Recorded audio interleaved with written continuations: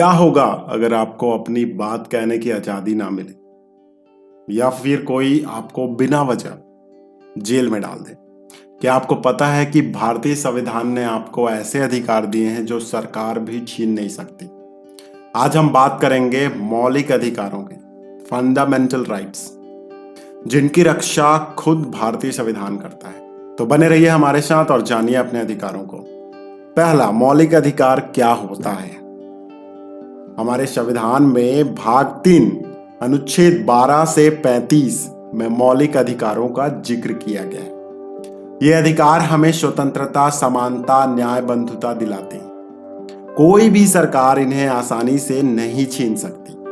अगर सरकार इनका उल्लंघन करे तो हम सीधे सुप्रीम कोर्ट जा सकते हैं। अब जानते हैं हमारे संविधान में कितने मौलिक अधिकार हैं। हमारे संविधान में 6 प्रमुख मौलिक अधिकार हैं। अनुच्छेद 14, कानून के सामने सभी समान हैं। अनुच्छेद 15, जाति, धर्म, लिंग के आधार पर भेदभाव नहीं होगा। अनुच्छेद 16 क्या कहता है? सरकारी नौकरियों में समान अवसर मिलेंगे। अनुच्छेद 17 कहता है छुआछूत समाप्त, छुआछूत नहीं किया जा सकता। अनुच्छेद 18, कोई राजा महाराजा नहीं है, यहां पे सरकार कोई पदवी भी नहीं दे सकती। अब बात करते हैं स्वतंत्रता का अधिकार, राइट टू फ्रीडम।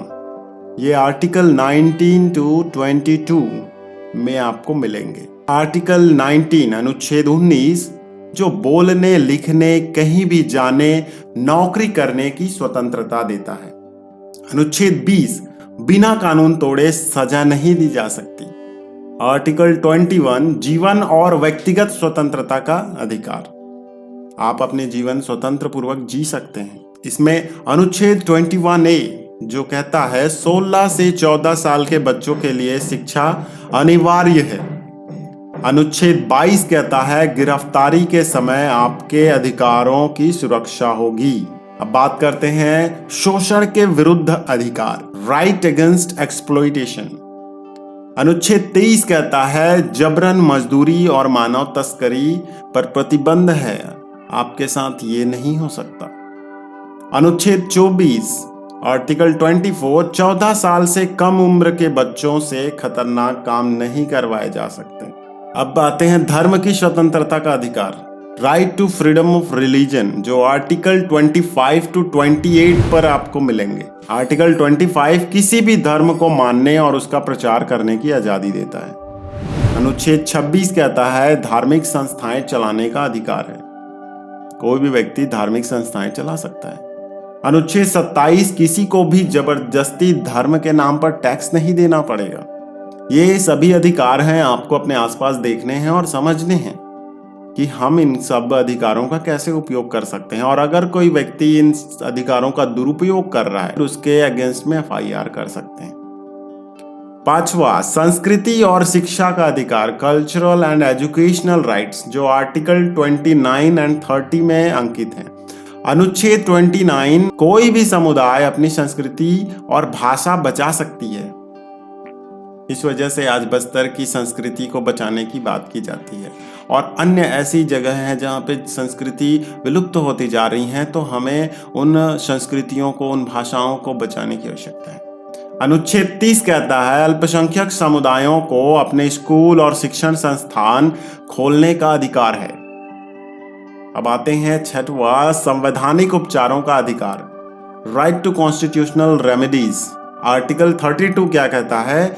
अगर सरकार आपका मौलिक अधिकार छीनने की कोशिश करे तो आप सुप्रीम कोर्ट या हाई कोर्ट जा सकते हैं। डॉक्टर BR अम्बेडकर ने इसे संविधान की आत्मा कहा है, जिसे रीट का अधिकार भी कहते हैं। जैसे हैबिस कॉर्पस, गलत तरीके से जेल भेजा तो रिहाई मिलेगी।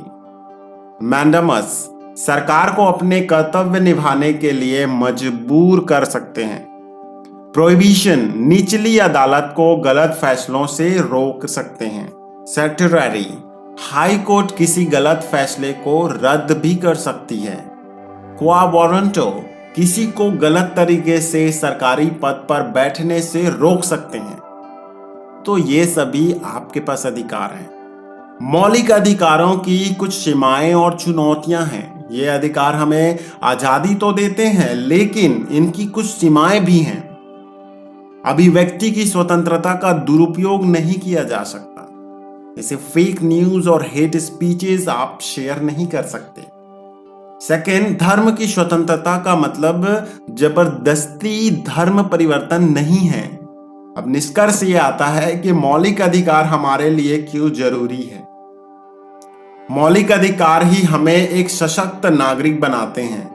ये सिर्फ संविधान की किताबों में नहीं, बल्कि हमारे हर दिन की जिंदगी का हिस्सा है। तो अगली बार जब कोई आपके मौलिक अधिकारों का उल्लंघन करे, जानिए कि आपके पास कानून का सहारा है। आपका सबसे जरूरी मौलिक अधिकार कौन सा है, कमेंट में बताइए।